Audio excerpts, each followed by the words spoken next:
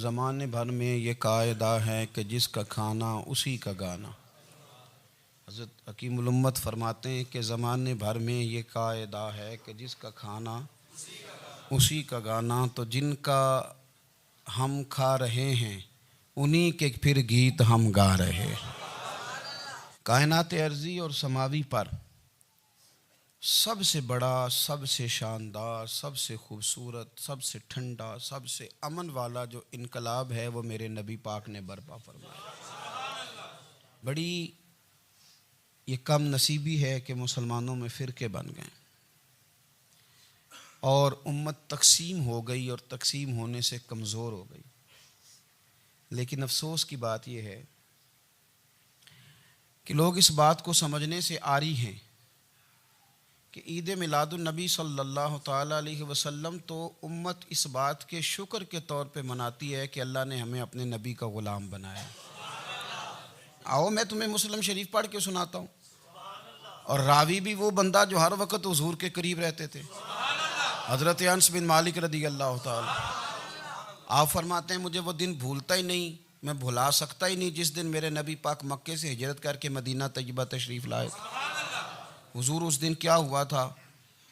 تو حضرت انس بن مالک فرماتے ہیں ساری بیبیاں چھتوں پہ چڑھ گئیں، ساری عورتیں اپنے اپنے کام میں مصروف ہوتی ہیں، کوئی کسی وجہ سے چھت پہ چڑھ جائے تو چڑھ جائے، ساری کٹھی تب بھی چڑھتی ہیں جب گلی میں کچھ اور ہو، جب کوئی انوکھی بات۔ ساری بیبیاں چھتوں پہ چڑھ گئیں، بچے درختوں کے ساتھ چمٹ گئے، اور فرماتے ہیں کہ 70 کے قریب لوگ حضور کی سواری کے آگے تھے اور باقی سینکڑوں کی تعداد سے سواری کے پیچھے تھے، اور فرماتے ہیں یہ الگ منظر تھا۔ اور یہ مسلم شریف میں نعرہ موجود ہے، مسلم شریف میں یہ صحیح مسلم میں موجود ہے کہ جب حضور مدینے آ رہے تھے تو مدینے والے نعرہ لگاتے تھے یا محمدہ یا رسول اللہ، اور چلتے ہوئے لگا رہے تھے یا محمدہ یا رسول اللہ کا وہ نعرہ لگا رہے تھے۔ اور پھر حضرت انس بن مالک فرماتے ہیں یہ دو منظر یہ تھے، ایک تیسرا منظر بھی تھا۔ مدینہ شریف کے اندر کچھ قبیلے تھے، آج بھی ایسا ہونا نہیں چاہیے، یہ اسلام نہ صرف اس کو ناپسند کرتا ہے بلکہ اس کی تردید کرتا ہے۔ چھوٹی برادری بڑی برادری آج بھی تقسیم ہے، نہیں ہونی چاہیے۔ عرب کے اندر بھی تقسیم تھی، کچھ قبیلوں کو چھوٹا جانتے تھے، کچھ کو بڑا جانتے تھے۔ ایک قبیلہ تھا بڑا قبیلہ، بنو نجار کا، چودھریوں کا قبیلہ، سیٹھوں نوابوں کا قبیلہ، بڑے لوگوں کا قبیلہ۔ اس قبیلے کی بیٹیاں ایک کونے میں دف لے کے بیٹھ گئیں۔ نبی پاک صلی اللہ تعالیٰ علیہ وآلہ وسلم کے غلاموں بات کو سمجھیں۔ ایک منظر یہ کہ عورتیں چھتوں پہ، آج ہم منع کریں گے کیونکہ یہ پردے کی آیتیں نازل ہونے سے پہلے کی بات ہے، اب آیتیں آ گئیں، اب ہم یہ اجازت نہیں دیتے۔ عورتیں چھتوں پہ چڑھ گئیں، مرد گلیوں میں نعرے لگانے لگے، اور بنو نجار قبیلے کی بیٹیاں، چھوٹی بچیاں وہ ایک کونے میں دف لے کے بیٹھ گئیں اور وہ پڑھنے لگیں طلع البدر علینا۔ اب تو میلاد غریبوں میں رہ گیا ہے، ہمارے یہاں فیشن ہو گیا ہے، جب حالات خراب ہوتے ہیں تو لوگ برکت کے لیے میلاد کراتے ہیں، اور جب امیر ہو جاتے ہیں پھر انہیں میلاد کے جائز ہونے کی دلیل ہی کوئی نہیں ملتی، پھر وہ یہ فیشن ہے۔ بندہ تھوڑا سا پڑھ جائے نا دو چار چیزیں تو ہر چیز کو غلط کہنا اس کی طبیعت ہوتی، پھر یہ فیشن ہے کہ میری سوسائٹی نہیں ہو گئی، کتابیں نہیں ہو گئیں، فرنیچر نیا ہو گیا، دوست نئے ہو گئے، تو مذہب وہی پرانا۔ اوئے ہوئے کوئی ترقی کرنی چاہیے، پھر وہ ترقی کرتے ہیں بیچارے، اور جن کی پیچھے 10 نسلیں اور 50 نسلیں میلاد مناتی آنے کو اتنی دلیل کوئی نہیں ملی، سبحان اللہ۔ جن کی دادی وضو کر کے کھیر پکاتی تھی 11ویں کی، جب امیر ہو جاتے ہیں تو انہیں 11ویں پکانے کی دلیل ہی نہیں ملتی۔ اب آپ امیر ہو گئے میرے بھائی، آپ کا فیشن ہے، یہ طبیعت کا حصہ ہے۔ آپ چاہتے ہیں کہ میں وہ کام کروں جو درویش لوگ، سادے لوگ نہیں کرتے۔ تم اپنے معاملات کو بچانے کے لیے نعرے لگاؤ تو تمہارے پاس ساری دلیلیں ہیں، لیکن یہ تمہارا نصیبہ ہے کہ تم جھوٹوں کے نعرے لگاتے ہو، لیکن یہ غریبوں کا نصیبہ ہے کہ میلاد والے رسول کا نعرہ لگاتے، یہ غریب کا حصہ ہے۔ لیکن وہ بنو نجار کی بچیاں غریب نہیں، امیر گھرانے سے تھیں۔ انہوں نے جو بات کی اس کو حفیظ جلندری نے لکھا۔ مرحوم کہنے لگے کہ وہ ننھی بچیاں، چھوٹی بچیاں تھیں، کہتے وہ ننھی بچیاں وہاں بیٹھ کر دف بجاتی تھیں اور رسول پاک کی جانب اشارے کر کے گاتی تھیں، اور لوگوں سے کہتی تھیں کہ یہ کو ہمارا پیشہ نہیں دف بجانا، ہم تو چودھریوں کی بیٹیاں ہیں، ہم تو بڑے خاندان سے ہیں۔ وہ ننھی بچیاں جو بیٹھ کر وہاں دف بجاتی تھیں، رسول پاک کی جانب اشارے کر کے گاتی تھیں اور کہتی تھی ہم ہیں بچیاں نجار کے عالی گھرانے کی، خوشی ہے آمنہ کے لال کے تشریف لانے، ہمیں بڑی خوشی ہے آمنہ کے لال کے، خوشی ہے آمنہ کے لال کے، خوشی ہے آمنہ کے لال کے، ہمیں خوشی ہے آمنہ کے لال کے تشریف، خوشی ہے بس آمنہ کے لال کے تشریف۔ نبی پاک صلی اللہ تعالیٰ علیہ وآلہ وسلم سے امت کا جذباتی رشتہ ہے۔ یہ پہلے دن سے ہی ابو جہل کب منع کرتا تھا کسی مسلمان کو کہ خانہ کعبہ میں نماز نہ پڑھو، کہتا پڑھو۔ حضرت صہیب ابن سنان رومی سے اس نے کہا کہ آپ اپنے طریقے کے مطابق، مسلمانوں کے طریقے کے مطابق کعبے کے اندر نماز پڑھیں، جو مرضی کریں۔ روکتے تو وہ نبی پاک کے قریب جانے سے تھے، وہ منڈیوں میں بیٹھ جاتے تھے، حضور کے قریب نہ جانا، حضور کے قریب نہ جانا، حضور کے قریب نہ جانا۔ میری بات کو آپ سمجھے اور ہمیشہ یاد رکھیں، امت کا نبی پاک سے جذباتی رشتہ، جذباتی۔ یہ جو رسول اللہ کی امت ہے یہ گناہگار ہو سکتی ہے پر اپنے نبی کی غدار نہیں ہوتی۔ میں آپ کو صحیح کہہ رہا ہوں۔ میرے کلین شیو نوجوان کے کان میں آپ جا کے کہیں نبی پاک، چاہے اس نے نماز نہ پڑھی ہو، چاہے اس نے داڑھی نہ رکھی ہو، آپ حضور کا نام لیں اس کے رونگٹے کھڑے ہو جاتے ہیں، اس کی طبیعت، اس کا دل دھک دھک کرتا ہے، اس کی ایک ایک روح سے محمد محمد کی آوازیں نکلتی۔ یہ فیض ہے رسول پاک کا اور یہ کرم ہے اللہ کا اس امت کے ساتھ۔ امیر ملت پیر جماعت علی شاہ صاحب محدث علی پوری فرماتے ہیں ایک جگہ ہندوؤں کا جلسہ تھا، ہندو پنڈت تقریر کر رہا تھا، اس نے نبی پاک صلی اللہ علیہ وسلم کی شان میں معاذ اللہ کو بے ادبی کر دی۔ مسلمان تھے ہی نہیں، ایک مسلمان تھا، وہ ملنگ نہیں ہوتے دوری ڈنڈے والے، اس کے پر رنگین ڈنڈا تھا، وہ کہیں دور بیٹھا تھا، تو اس نے سن لی اسپیکر چل رہا تھا، تو وہ ڈنڈا لے کے تو سٹیج پہ چڑھ آیا۔ وہ کہتا ہے میں نے پنڈت کے سر میں مارا ایک ہی ہے پر مارا ذرا صحیح کر کے، وہ ڈھیر ہو گیا، لوگوں نے گرفتار کر لیا، جیل میں چلا گیا۔ پیر صاحب کہتے ہیں میں ملنے گیا، بندے کو بسم اللہ بھی سیدھی نہیں پڑھنی آتی، سورۃ اخلاص بھی ٹھیک نہیں آتی، اسے ربنا آتینا دعا نہیں کر سکتا، ملنگ ہے۔ میں ملنے گیا اور میں نے کہا یار نہ تو نماز پڑھے، نہ داڑھی رکھے، نہ تو مسجد جائے، پر تو نے کمال کر دی۔ تو کہتے ہیں پیر صاحب چھم چھم رویا اور پنجابی میں کہنے لگا پیر صاحب میں گناہگار ہاں پر اپنے نبی دا غدار تے نہیں نا۔ یہ گناہگار اور غدار میں فرق ہوتا ہے، میں گناہگار ہوں پر یہ تو نہیں نا کسی کی ضرورت کہ میرے سامنے میرے نبی کے بارے میں بات کر جائے اور ساڑی اچھی تے سچی سرکار نو گل کر جائے۔ یہ بات آپ سمجھیں، دشمن احمد پہ شدت کیجئے، ملحدوں سے کیا مروت کیجئے، شرک ٹھہرے جس میں تعظیم رسول، اس برے مذہب پہ لعنت کیجئے، اور مثل فارض زلزلے ہوں نجد میں ذکر آیات ولادت کیجئے اور یا رسول اللہ کی کثرت کیجئے۔ نبی پاک کا پیار امت کے لیے سرمایہ حیات ہے۔ رسول پاک کے ساتھ امت کا والہانہ رشتہ ہے۔ نبی پاک کے ساتھ والے، حضرت خبیب کو گرفتار کر لیا مکے والوں نے، اس وقت غربت تھی اسلام پر، مکے میں سارے لوگ کٹھے ہو گئے اور چوک میں پھانسی دینے لگے حضرت خبیب کو۔ کہنا آسان ہے، کرنا بڑا مشکل ہے، بندہ جیل میں الجھ جائے تو میں نے بڑے بڑے سیانے لوگ معافیاں مانگتے دیکھے، بڑے بڑے لوگ کہتے دیکھے ہیں کہ یہ کام بڑا، قید تنہائی بذات خود ایک مصیبت ہے۔ آپ کو اکیلا رہنا پڑ جائے نا، یہ لاک ڈاؤن ہوا ہے تو لوگ نفسیاتی مریض بن گئے، اکیلے رہنا، تنہا رہنا کوئی چھوٹا کام ہے۔ حضرت خبیب اکیلے اور مکے کا دور اور چاروں جانب کافر، اور چوک میں جب پھانسی پہ لٹکایا جانے لگا تو ابو سفیان بولے اور بول کے کہنے لگے یار بندہ کوئی کام کر کے بڑا پچھتاتا بھی ہے کہ یار نتیجہ کیا نکلا، تو معاذ اللہ آپ کا بھی نتیجہ تو پھانسی ہے، تو آپ کا کیا خیال ہے؟ یہ آپ یقین کریں کہ لوگ صحیح صحیح ساتھ چلتے ہیں، تھوڑی سی دشواری اٹھانی پڑ جائے تو کہتے ہیں میں گاڑی ٹھیک تھا، پر انہی پتھروں پہ چل کے اگر آ سکو تو آؤ، میرے گھر کے راستے میں کوئی کہکشاں نہیں ہے۔ لوگ نا میٹھا میٹھا کھانا چاہتے ہیں، تھوڑا کڑوا آ جائے تو مصیبت بن جاتی ہے۔ کہتے ہیں سارے فلانے سے پیار کریں گے تو میں کروں گا، سارے مخالفت بھی کریں گے تو ہم انشاءاللہ پیار ہی کریں گے۔ یہ کیا بات ہوئی کہ ہم زمانے کا رنگ دیکھ کے چلیں گے؟ اب بعض لوگ پچھتا رہے ہوتے ہیں، حضرت خبیب سے کہا، ابو سفیان نے ابھی کلمہ نہیں پڑھتے تھے، کہنے لگے تو اس وقت پھانسی پہ لٹک رہا ہے اور تیرے نبی مدینے میں اور آرام میں، اور ان کے صحابہ آرام میں، اہل بیت گھر میں، تیرے ذہن میں اگر اس وقت یہ بات ہو کہ اس وقت تیری جگہ پہ وہ ہوتے معاذ اللہ، تو پھر کیا ہوتا؟ مجمع غیروں کا، علاقہ غیروں کا، یہ ٹائم آیا تھا اب نعرہ رسالت لگانے کا، اب ٹائم آیا حضرت خبیب نے نعرہ رسالت لگانا ہے، پر لگانا کس طرح ہے کہ کافر یاد رکھیں۔ حضرت خبیب سے کہنے لگے اگر تیری جگہ حضور ہوتے تو پھر تیرا کیا خیال ہے معاذ اللہ؟ تو حضرت خبیب کہنے لگے تم ابھی بھی نہیں سمجھے؟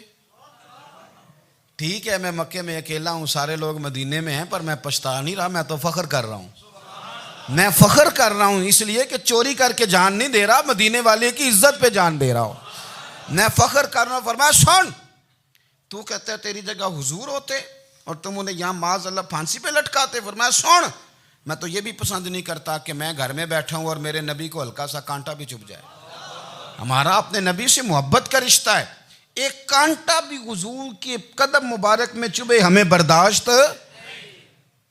مجمع ان کا تھا، نعرے لگ رہے تھے، ہم نے مسلمان پکڑ لیا، لیکن حضرت خبیب نے اکیلے، اللہ کرے آپ کو میری بات کی سمجھ آئے، اللہ کرے آپ کو سمجھ آئے، اکیلے جب پھانسی کے تختے کے قریب نعرہ لگایا نا کہ میں تو کانٹا بھی نہیں چبھنے دوں گا اپنے نبی کو، اب سارے ہار گئے۔ اب اس ایک جملے نے نا ان کو شکست خوردہ کر دیا، اب بول کچھ نہیں سکتے تھے، گردنیں جھک گئیں، اور جب سناٹا چھایا تو ابو سفیان ساتھ والے سے کہنے لگا باقی ساری باتیں اپنی جگہ پر ہیں، پر اصحاب محمد سے پیار تو بڑا ہی کرتے ہیں نا، اور وہ کچا رنگ للاری والا جیڑا چڑھ دا تے لیندا رہندا، اے عشق تیرے دا رنگ محمد چڑھ جائے پھر نہیں لیندا۔ کہا یار پیار تو یہ کرتے ہیں نا، اس میں کوئی شک والی بات، اس پیار سے کافر ڈرتا ہے۔ نبی پاک کے ساتھ جذباتی وابستگی، حضور کے ساتھ غلاموں کا جذباتی رشتہ، اور نبی پاک صلی اللہ تعالی علیہ وسلم کی آمد پر تشکر کے جذبات۔ امام رازی نے لکھا ہے کہ حضرت موسیٰ کلیم اللہ علیہ السلام نے تورات کی تختیوں کے اندر ایک امت کا ذکر پڑھا کہ جو امت گناہ کا ارادہ کرے گی تو گناہ لکھا نہیں جائے گا جب تک کر نہ لے، اور نیکی کا ارادہ کرے گی تو رب ان کی نیکی لکھ دے گا، اور جب وہ کر لے گی تو اللہ 10 گنا اجر عطا کرے گا، اور وہ ایسی امت ہوگی کہ جن کے چہرے قیامت کے دن نور کی طرح چمکیں گے، اور وہ امت ہوگی جن کی اللہ تعالیٰ زمین ساری پاک فرما دے گا، جہاں نماز پڑھیں گے نماز ہو جائے گی۔ یہ تذکرے پڑھ کے تو حضرت موسیٰ کلیم عرض کرنے لگے اللہ یہ امت میری بنا دے، تو رب کریم نے فرمایا کہ موسیٰ نہیں، یہ تو میرے محبوب کی امت ہے، فرمایا یہ تو میرے نبی پاک کی امت، حضور کی امت۔ اللہ اکبر۔ حضرت موسیٰ معمولی آدمی نہیں، وہ جلیل القدر پیغمبر ہیں جن کا قرآن کے ہر سپارے میں تذکرہ ہے، کہیں واضح طور پہ کہیں اشارتاً، ہر پارے میں۔ اور حضرت موسیٰ اللہ کے وہ نبی ہیں جو رب سے ڈائریکٹ باتیں کریں کوہ طور۔ کہا اے موسیٰ یہ امت تو میرے نبی کی ہے، تو حضرت موسیٰ علیہ السلام عرض کرتے ہیں، امام رازی نے لکھا ہے، کہتے ہیں اے اللہ پھر مجھے اپنی نبی کی امت میں شامل کر۔ او یار ہمیں لوگ کہتے ہیں میلاد نہ مناؤ، جس امت میں آنے کے لیے حضرت موسیٰ نے دعا مانگی، جس محبوب کی غلامی کے لیے، ہمیں تو دعا بھی کوئی نہیں مانگنی پڑی، اللہ نے فضل سے ہی مدینے والے کا غلام بنا دیا۔ تو ہم حضور کے تذکرے نہ کریں، ہم تشکر نہ کریں، ہم نبی پاک صلی اللہ تعالی وسلم کی نعت نہ پڑھیں، ہم حضور کے آنے پر جشن کا اظہار نہ کریں، ہر وہ جائز طریقہ جس سے اظہار خوشی ہو سکے وہ میلاد پہ کرنا چاہیے، اور اس کے لیے اسباب بنانے چاہیے۔ امت کا ایک جذباتی انداز ہونا چاہیے نبی پاک کے ساتھ، ایک وارفتگی، ایک ذوق، ایک طبیعت کے اندر وجدان۔ نعرہ مطلب اس طرح نہ ہو کہ بس چل رہا ہے کام، میں نہیں ہوں قائل، میں کہتا ہوں پہلے تو کوئی لگائے نہ، اور پھر نعرہ جب لگتا تھا نا تو مسلمانوں کے یہاں نعرہ لگتا تھا تو بڑے بڑے لوگ کانپ جاتے تھے۔ صوفیاء نے لکھا ہے کہ حضرت عمر نے جب کلمہ پڑھا نا تو 39 بندے کلمہ پڑھتے تھے، تو نبی پاک نے رات کو دعا مانگی، اے اللہ عمر کو مسلمان کر کے اسلام کو عزت دے۔ حضرت عمر سویرے آ گئے، میں وہ تفصیل میں نہیں جاتا، بات لمبی۔ حضرت عمر جب آئے نا اور انہوں نے آتے جب کہا نا کہ میں کلمہ پڑھنے آیا ہوں، تو حضور اتنے راضی ہوئے کہ نبی پاک نے کہا اللہ اکبر، تو صحابہ نے نعرے لگائے اللہ اکبر اللہ اکبر، یعنی 40 لوگ مسلمان ہوئے تو نعرے لگے ہمارے صوفیاء کہتے ہیں حضرت عمر کے آنے پر جب نعرے لگے تو بتاؤ کہ وہ تو نعرہ تکبیر لگا، نعرہ رسالت کیوں نہیں لگا؟ تو کہتے ہیں گویا ہمیں حضور نے یہ سمجھایا ہے، حضور کے اشاروں نے سمجھایا ہے کہ میں اب اپنے نعرے خود تو نہیں نہ لگاؤں گا، میں نے تو اللہ اکبر کہہ دیا، عمر آ گیا ہے میرے نعرے لگاتا رہے گا، نعرے لگیں گے۔ حضرت عمر نے پہلے دن ہی کہا کہ حضور آپ سچے رسول ہیں تو چھپ چھپ کے نماز کیوں پڑھیں؟ شروع ہو گئے نعرے، حضور آپ سچے ہیں تو چھپ چھپ کے نماز کا کیا معنی ہو؟ تو حضور نے فرمایا تیرا کیا ارادہ ہے؟ حضور سارے نہیں، ایک میں ایک امیر حمزہ، ایک لائن کے آگے وہ لگ جائے، ایک کے آگے میں لگ جاؤں، اور باقی مسلمان جتنے ہیں کل 40 تھے، پیچھے 18 19 بچیں گے، تو ایک لائن میں وہ ہو جائیں، ایک میں آگے ایک میں امیر حمزہ ہو، ایک میں ہوں، تو دیکھ لیتے ہیں یہ ہمیں نماز کیسے نہیں پڑھنے دیتے۔ ہاں دیکھ لیتے ہیں، آئے نا میدان میں، ادھر آ ستمگر ہنر آزمائیں، تو تیر آزما ہم جگر آزمائیں، اور غلامان محمد جان دینے سے نہیں ڈرتے، یہ سر کٹ جائے یہاں رہ جائے کچھ پرواہ نہیں کرتے۔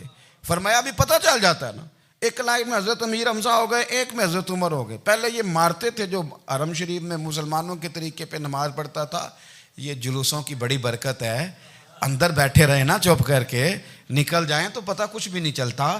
جب نکلتے ہیں نا لوگ کہتے ہیں جلوس کیا معنی ہے، تو میں بتاتا ہوں نا جلوس کا معنی کیا ہے۔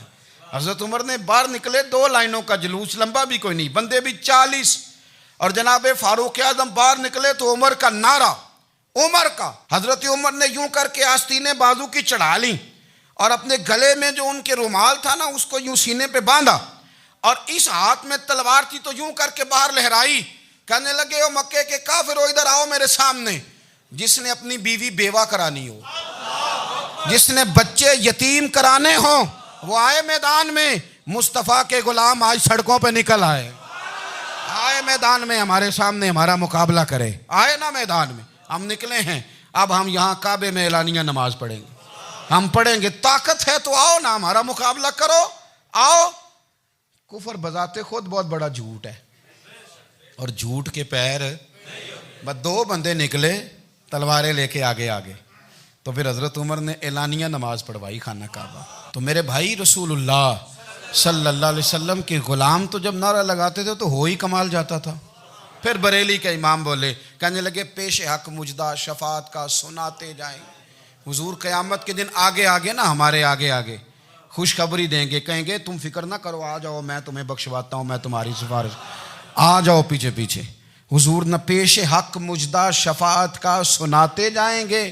یقین کریں بریلی کے امام کو بھی بڑا ہی رنگ آتا ہے بیان کرنے کا، کہنے لگے آپ روتے جائیں گے، اللہ کو منانا ہے نا حضور نے، کہتے ہیں پیش حق مجدہ شفاعت کا سناتے جائیں گے، آپ روتے جائیں گے پر ہم کو ہنساتے جائیں گے، باغ جنت میں محمد مسکراتے جائیں گے، پھول رحمت کے گریں گے ہم اٹھاتے جائیں گے، اور حشر میں ہوگا ہمارا داخلہ اس شان سے ہم یا رسول اللہ کا نعرہ لگاتے جائیں، ہم یا رسول اللہ کا نعرہ۔